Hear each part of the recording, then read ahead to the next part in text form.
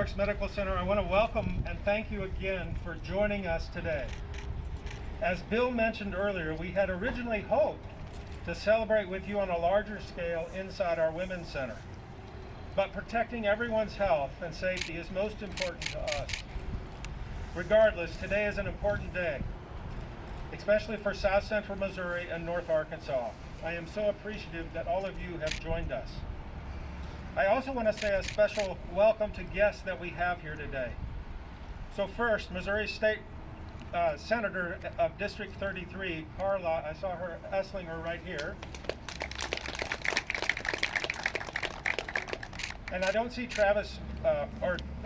David Evans, Missouri State Representative of the 154th District, which there he is, right there. The next Missouri State Representative of the 105th District, Travis Smith. I haven't seen Travis, but Travis is also on our board of directors. Megan Nickey, who's here, I saw her earlier. Where are you at, Megan? Back there in the back. Who represents Jason Smith, who serves Missouri's 8th Federal Congressional District. Mayor Jack Coleman, who's right here in the center. And then if I could get all the OMC Board of Directors to kind of raise their hand. They're kind of sprinkled throughout the whole crowd. So thank you all very much. We also have with us Charlie Penix with Cromwell Architects and Engineers. Where's Charlie at? He was here, he's right over here. And then most importantly, we probably have folks that are very important here, and that's the medical staff who are kind of sprinkled out in this area. So if you guys would raise your hand real quick on the medical staff. Along with our very own special OB nurses and staff, which are kind of in this area too. So thank you all for coming. I'd be remiss if I didn't also mention Josh Reeves. Josh is kind of in the back. Always seems like he's in the background, but Josh, I want to thank you for all the work that you've done to get us to this point. So thank you. We are honored that all of you are in attendance today. This year has been filled with all types of change. At OMC, we have continued our mission of providing exceptional compassionate care while navigating two particular areas of change, including the advance of COVID-19 in our community and the ongoing build of the most significant expansion in our medical system's history. Last year, we broke ground on construction of more than 120,000 new square feet. The expansion includes a new medical office building, flexible clinics, procedure suites, centralized imaging facilities, an updated pharmacy, a new food service area, and the list goes on. And this structure we stand beside today, which is the new Women's Center. Today we mark the first milestone in this journey with the completion of our Women's Center. This new center will be an incredible asset to our health system and community.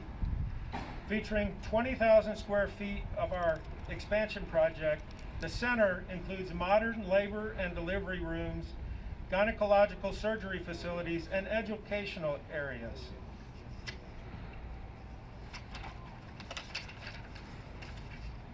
The Women's Center will house 5 labor, delivery, recovery, and postpartum rooms. That means the woman and their family can stay in one room for the entire experience. Plus 1 labor and delivery room that's really a procedure room. New technologies include a new isolate unit to help with temperature regulation of newborns. New technologies and equipment will help advance the deliveries of over 600 newborns that OMC conducts each year. A lactation suite with 3 bays will be available to those needing to use the space.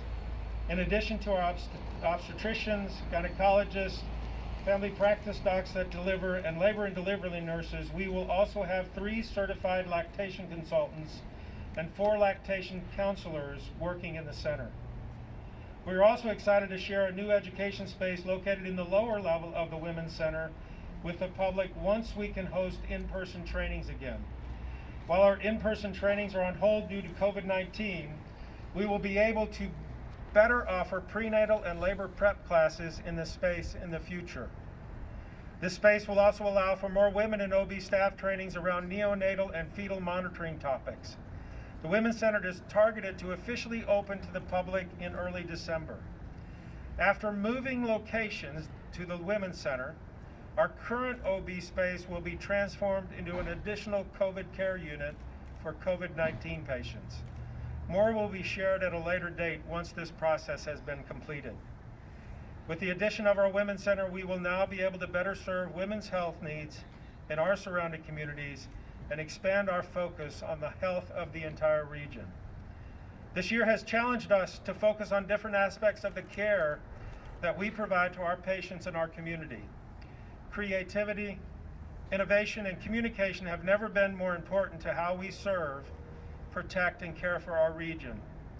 So this brings me to the second announcement I want to share with you. Today, I am proud to announce the launch of a branding transformation from Ozarks Medical Center to Ozarks Healthcare. The branding of Ozarks Healthcare is focused on the health of our service area and the entire Ozarks region. Ozarks Healthcare will point to our coworkers, our patients, their families, our medical staff, partners, and the communities we serve.